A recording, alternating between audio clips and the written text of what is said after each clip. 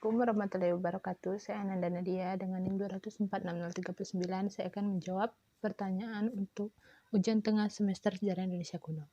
Jika saya menjadi Siddhartha Gautama yang pada saat itu merupakan seorang putra mahkota kerajaan Magadha, maka yang akan saya lakukan adalah membantu rakyat yang pada saat itu sedang mengalami kesengsaraan. Jika kesengsaraan dalam rakyat sudah membaik, maka barulah pergi untuk menjadi petapa dan menyerahkan kekuasaan kerajaan kepada orang yang dirasa mampu untuk mengatasi permasalahan-permasalahan yang kemungkinan akan terjadi di kemudian hari.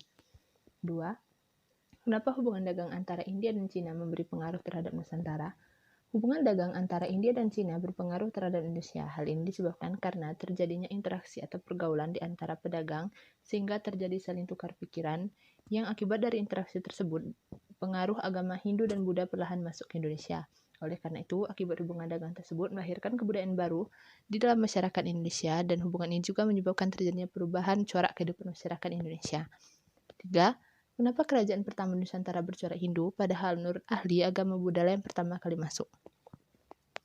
Kerajaan beragama Hindu lebih dulu lahir di Nusantara karena hubungan dengan wilayah Indonesia dan luar negeri seperti India, Tiongkok, dan wilayah lainnya. Agama Hindu ini masuk ke Indonesia pada periode Tarik Masehi, dibawa oleh para musafir India yang terkenal. Dengan nama Maharesi Agastya di Jawa dikenal dengan sebutan Batara. Guru ajaran agama Hindu yang berkembang di beberapa wilayah Indonesia disebut dengan aliran Vaishnava, yaitu ajaran yang memuja Wisnu sebagai dewa utama. Kerajaan Hindu kuno di Indonesia merupakan seperti Kerajaan Mataram. Puncak kejayaan pada abad ke-14 karena masyarakat dengan mudah dapat menerima agama Hindu.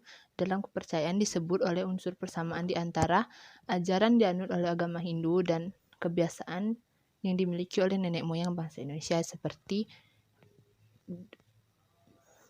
pemujaan terhadap roh nenek moyang dan memuja dewa. Kaitan yang erat ini terjadi karena kerajaan tertua di Nusantara merupakan kerajaan Kutai Kartanegara yang diketahui memeluk agama Hindu dan kerajaan setelah Kutai pun juga ikut memeluk agama Hindu. 4. Analisis bagaimana hubungan antara kerajaan Sriwijaya dan kerajaan Mataram kuno, mengapa sering terjadi konflik di antara keduanya.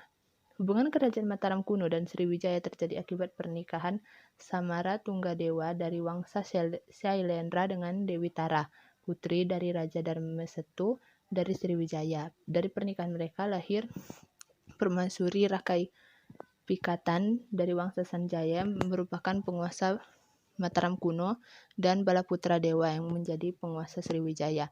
Konflik antara Mataram kuno dan Sriwijaya ini bermula dari pengusiran Balaputra Dewa dari dinasti Shailendra dan kekalahannya dalam perebutan tahta dengan Rakai Pikatan. Karena hal ini, Balaputra Dewa melarikan diri ke Sriwijaya dan mendirikan kerajaan Sriwijaya yang berakibatkan kepada runtuhnya kerajaan Mataram kuno.